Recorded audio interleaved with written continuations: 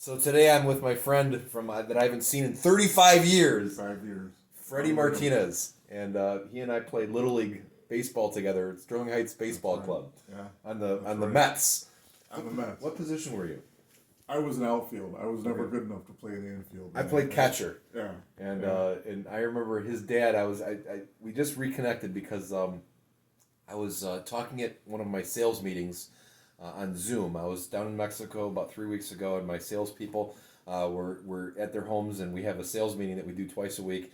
And I was talking about number one, overcoming adversity and always giving it your absolute best. And Fred's dad used to always say there's a big difference between losing and getting beat. That's right. And he said that, if a team's better than you and you give it your absolute all, you didn't lose, you got beat. If you gave it your absolute all. And I was talking to my salespeople because they kind of gave up a little bit at the end of the month, and we were aiming really hard to try to have our best month in business, and we fell just a little bit short of it. And I was talking, even though we did a great job that month, I used the analogy of, a great team might make it all the way to the World Series, and then if they don't win, they either got beat or they lost. And I was using the example that his dad used to give us when I was, 8 years old, 9 years old? Yeah, we were 8, 9 years old. I mean, and it's something that stuck with me for years and years and years, of the importance of really, if you want to win and be a champion, you've always got to really give it your all. And there was something his dad used to always say. He would be at the end of the field, and he'd put his arms out like this, and he'd say, "Go!" And what do you say? Dig, dig, dig, dig, dig. Dig, dig, dig, dig, dig, dig, dig, dig, dig, dig. And it'd make you push as hard as you possibly could, and really give it your absolute all. And so I was talking about his dad in this meeting, and I wanted to see if I could reach out to him, and I couldn't find him on Facebook, but then I found his son Freddy, and I remember I said, and we talked real quick, yeah.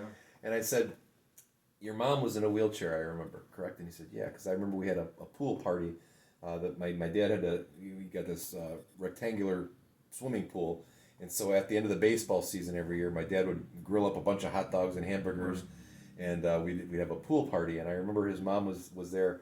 In her, I think she had an electric wheelchair. I think at the time. That was just when she had become wheelchair ridden. The Lou Gehrig's was really bad at that point. But yeah, she still made it to the parties. Yeah. And his dad was there, and I remember Freddie throwing up hot dogs in the pool right after he ate. We all had to get out of the pool so my dad could skim Freddie's recycled hot dogs out. And but we reached out to him, and he it was the first time I've seen this man in 35 years. And he brought this picture of his father, and that's Freddy right there. That's Big Freddy. Big Freddy. Yeah. His dad. He was digging in at the plate. Yeah, and what a great time of our childhood. I mean, his Freddy's dad here, Freddy Martinez Sr., was one of my early on big role models, because when you could be down in the game by 5 runs, and he says, "Who cares? You just keep digging, you keep digging, you keep digging." And when we were racing each other, trying to be the first person to smack his hand when he was doing these races with us, I could be behind somebody by 5 or 6 steps, and he'd say, "Dig, dig, dig, dig, don't give up."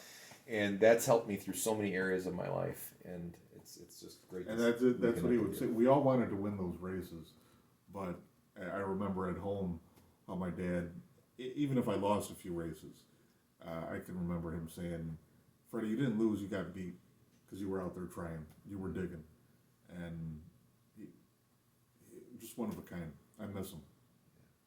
I miss him every day. That's for sure. He passed 15 years ago. Yeah, it was February 5th, 2005. So 15 years. God rest his soul. 21 years.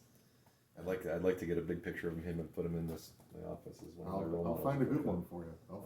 I'd absolutely love to. Thank you. Oh,